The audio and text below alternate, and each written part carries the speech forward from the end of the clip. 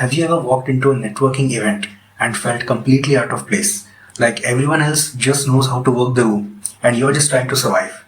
If the thought of networking makes you sweat, you are not alone. Today, I'm going to share with you how I turned my fear of networking into one of the most valuable tools in my career without having to pretend I'm someone I'm not. Networking can be intimidating, especially if you're an introvert.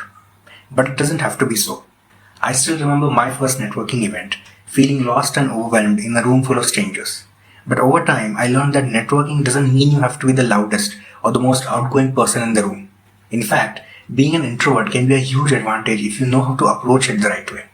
Here are some steps and guides to help you out. The first point is to understand networking.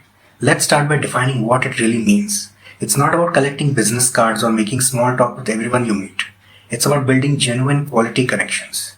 You don't have to talk to everyone. Just focus on forming a few meaningful relationships. This approach not only feels more natural, but can also lead to more impactful connections in the future. The second point is to set realistic goals. Before you attend any networking event, take a moment to set specific achievable goals. Maybe your goal is to connect with 2 or 3 more people who share similar interests and can offer insights into your industry. Having these goals helps keep you focused and makes the experience less overwhelming. A third tip is to prepare for the event. Preparation is the key to feeling confident at networking events. Craft an elevator pitch that highlights your strengths and what you bring to the table. It doesn't have to be flashy, just be yourself and focus on what makes you unique.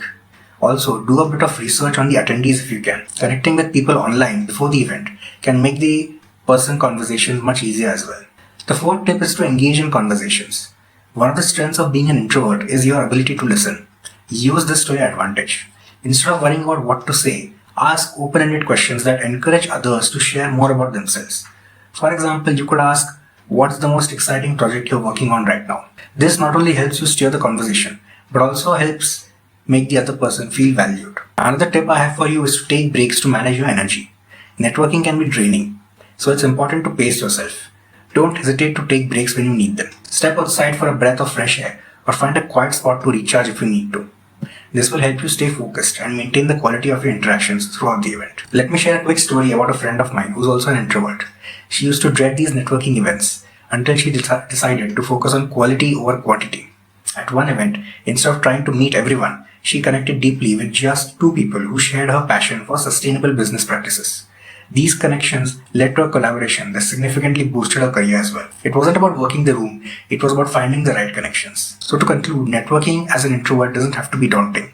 By setting realistic goals, preparing effectively, engaging in meaningful conversations and managing your energy, you can turn networking into a powerful tool for your career.